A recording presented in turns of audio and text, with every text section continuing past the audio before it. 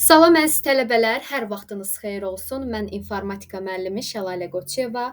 Bu gün sizlərlə birlikdə 22 iyun 2025-ci il tarixində keçirilmiş Dövlət Qulluğu imtahanının səhər növbəsinin qəbul suallarının izahına birgə baxacağıq. Vaxt itirmədən başlayaq birinci sualımızdan. Petya virusundan qorunmaq üçün hansı faylın yaradılması tövsiyə olunur? Yoldaşlar, bu bizim nəzəriyyəmizdə aydın şəkildə verilmişdir ki, əgər biz Petya virusundan qorunmaq istəyiriksə, bu zaman biz öz Windows ünvanımızda Perfect adlı fayl yaratmalıyıq. Bu faylın mövcudluğu artıq bu virusun fəaliyyətini dayandırır. Doğru cavab A variantı. Perfect adlı genişlənməsiz faylın yaradılması. İkinci sual. Lazer printerlərin işləmə sürəti dedikdə nə başa düşülür? Əslində bu çox da çətin sual deyildi. Nəzəri cəhətdən bilməsəz belə məntiqlə də tapmaq olardı ki, məsələn siz nə vaxt deyərsiniz ki, mənim printerim məsələn sürətlidir, nə qədər çox qısa müddətdə nə qədər çox səhifə çap eləyə bilirsə, bu zaman deyərik ki, sürətlidir. Bu məntiqlə də əslində götürmək olardı ki, 1 dəqiqədə çap olunan səhifələrin sayı. Doğru cavab B variantı. Üçüncü sual. Tətbiqi proqram təminatına aid olanları seçin. Diskin optimallaşdırılması vasitələri və əməliyyat sistemləri sistem proqram təminatına aiddir. Verilənlər bazasını idarə etmə sistemləri və lüğət tərcümə proqramları isə tətbiqiyə aiddir. Doğru cavab 3-4 D variantı. Dördüncü sual. İş masasında network şəbəkə qovluğunun təyinatı nədir? Yoldaşlar, bu qovluğumuz şəbəkə resurslarına girişi təmin edir. Doğru cavab A variantı. Beşinci sual. Ctrl-S düymə kombinasiyasının funksiyası nədir? Start menüsünü işə salır. Ümumiyyətlə, start menüsü 3 yolla işə salınır. Birincisi, start menüsünün üzərində mausun sol düyməsi ilə klik etmək. İkincisi, klaviaturadan Win düyməsi. Üçüncüsü isə elə Ctrl-S düymə kombinasiyası. Doğru cavab A variantı. Altıncı sual. HomeLent tabının paragraf lent qrupu vasitəsilə hansı növ siyahılar yaratmaq mümkündür? Yoldaşlar, Word-də Home tabının paragraf qrupuna daxil olsaq, biz burada 3 növ siyahı görürük. Nömrələnmiş, daha doğrusu işarələnmiş, yəni markerlənmiş siyahı, nömrələnmiş siyahı və bir də çox səviyyəli siyahı. Doğru cavablarımız olacaq. Nömrələnmiş, markerlənmiş və çox səviyyəli 1-3-4 doğru cavab Y variantı.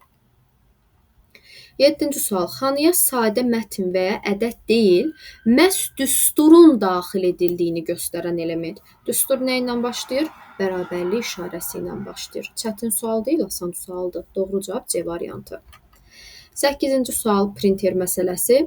Deməli deyir ki, sənədimiz 1-dən 10-a qədər nömrələnmişdir və custom print sahəsinə 1 və 3-7 aralığı daxil olunmuşdur. Sənədin çapı üçün neçə A4 lazımdır bizə? Və biz printer məsələsini hansı ardıcıllıqla həll etməliyik? Əvvəlcə baxırıq page hissəsinə, hansı səhifələrdir? Baxın, həmişə tələbələrə deyirəm ki, o tülkülük həmişə bax bu aşağı hissədə olur. Odd və ya even söhbəti. Əgər bu aşağı hissədə odd görsəz, oddda 3 hərf var, 3 də tək ədəddir. Bu məntiqlə yadda saxlayın. Odd tək səhifələri çap eləyir. Biz burada even görürük. Even 4 hərfdən ibarətdir. 4 də cüt ədədi olduğu üçün, deməli even cüt səhifələri çap eləyir. Biz də bu aralığımızdan cütləri çıxardaq. 1 özü təkdir, bu bizə lazım deyil. 3-7 aralığında isə 4 və 6-cı səhifələr cütdür. Yəni ümumi oldu burada 2 səhifə. İkinci baxmalıyıq bura, per sheet hissəsinə. Əgər burada müxtəlif saylarda per sheet görsəz, tapdığınız səhifə sayını bölməlisiniz. Baxırıq ki, burada 1 page per sheetdir, bir problem yoxdur. Üçüncü olaraq baxırıq bura. Bir üzlüdürmü, yoxsa 2 üzlüdür çapdırmı? Boşdursa 2 üzlüdür, 2-yə bölməlisiniz. Yox, one-sided bir üzlüdürsə elə səhifə olduğu kimi də qalır sayımız. Yəni elə 2 olaraq da qaldıq. Ən sonda tapdığınız səhifə sayını vurursunuz kopyanın sayına. Yəni 2 vur 6 cavab eləyir 12. Doğru cavab B variantı. 9-cu sual. Mətn fraqmentlərinin ayrı-ayrılıqda seçilməsi üçün hansı ardıcıllığa riayət etmək lazımdır? Buna tərif olaraq biz belə də deyirik ki, obyektlərin, fraqmentlərin bir var ardıcıl seçimi Bir də var ki, oradan buradan seçimi, yəni loru dildə. Bizdən də elə oradan buradanı soruşur. Yəni ayrı-ayrılıqda seçilməsi. Ayrı-ayrılıqda seçilirsə, kontrol düyməsi sıxılı olmalıdır. Yox, əgər desəydi ki, mətn fraqmentlərinin ardıcıl şəkildə seçilməsi, bu zaman doğru cavab shift olardı. Bizdən ayrı-ayrılıqda soruşduğu üçün kontrolu götürürük. 10-cu sual. Uyğunluğu müəyyən edin. Yoldaşlar, bu sual da asan sualdır. Excel-in funksiyalar və xətalar adlı PDF-ində hamısı ardıcıl şəkildə verilib. Hansı kateqoriyamızda hansı funksiyalarımız var? Misal üçün, riyazi kateqoriyaya aid olan funksiyalar, statistika aid olan funksiyalar və s. Bu şəkildə biz funksiyaların hansı kateqoriyaya aid olduğunu təyin edə bilərik. Mətn funksiyası dedikdə write 1-ə D, məntiqi dedikdə if 2-yə Y, statistik isə count if-dir, 3-ə də uyğun gəlir A. 1-ə D, 2-yə Y, 3-ə doğru cavab A variantı. 11-ci sual. Şəkildə oxla göstərilmiş əmrin təyinatı nədir? Oxla göstərilən əmrimiz autofit column with-dir. Misal üçün, deyək ki, bunu da nəzəri olaraq xatırlamadınız. Baxın, burada bir auto sözü var. Deməli, cümlədə nəsə avtomatik deyə bir söz olmalıdır. Olmalıdırsa, A gedir, B gedir, C gedir və Y gedir. Qalırsınız, bir dəqiqə üzr istəyirəm, A getmir, A-da avtomatik sözü var. Qalırıq A ilə D-nin arasında. Və column sütundur. Sütunun daxilində olan bir şeydir bu. Deməli, bu sütunun avtomatik tənzimlənməsi ilə bağlı bir şeydir. O zaman A variantı gedir, doğru cavab qalır D variantı. Ümumiyyətlə, nəzər olaraq isə autofit column with əmri qeyd olunmuş xanaların tərkibindəki məzmuna uyğun olaraq sütunların enini avtomatik tənzimləyir. Doğru cavab D variantı. 12-ci sual. Şəkildə oxla göstərilmiş əmrin təyinatı nədir? Oxla göstərilmiş əmrimiz rotate left 90-dır. Left özü sol deməkdir tərcümə olaraq.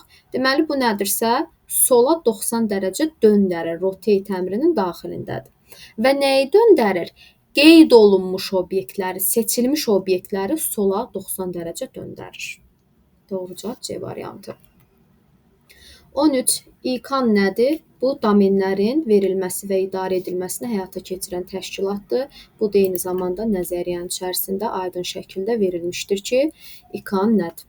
Domenlərin verilməsi və idarə edilməsini həyata keçirən təşkilat.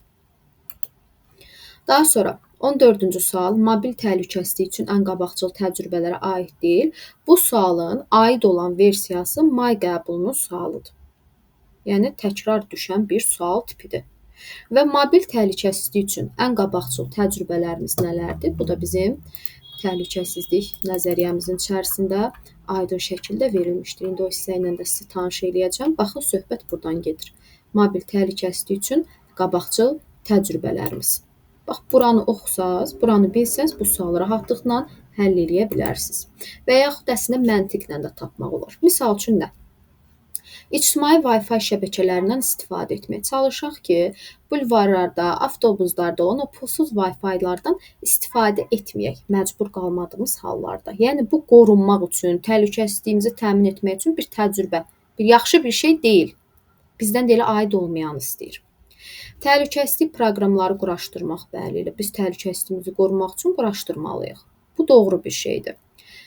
3-də deyir, uzaqdan izlənmə və silinmə funksiyalarını aktivləşdirmək. Bu da müsbət bir şeydir, həyata keçirilməlidir.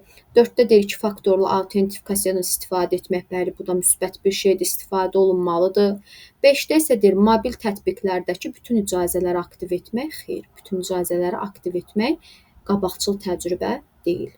Doğru cavab 1-5 D variantı. 15. Antivirus proqramları elektron məktubun hansı elementini yoxlayır? Yoldaşlar, elektron məktubdakı qoşma faylı yoxlayır. Hətta biz nəzəriyyəmizdə, təhlükəsizlikdə belə bir ifadə işlətmişik ki, güvənmədiyimiz etibarlı faylları açmaq doğru deyil. Bəs yaxşı, antivirus proqramda nəyə yoxlayır? Həmin o qoşma faylları yoxlayır. Doğru cavab 15-də C variantı. Ümid eləyirəm ki, sualların izahı sizin üçün tam şəkildə aydın olmuşdur. Qaranlıq qalan məqamlar varsa və yaxud hər hansısa bir hissədə çətinliyiniz varsa, videonun rəy hissəsində bildirə bilərsiniz. Hər kəsə uğurlar arzulayıram. Növbəti videoda görüşənədək. Sağ olun.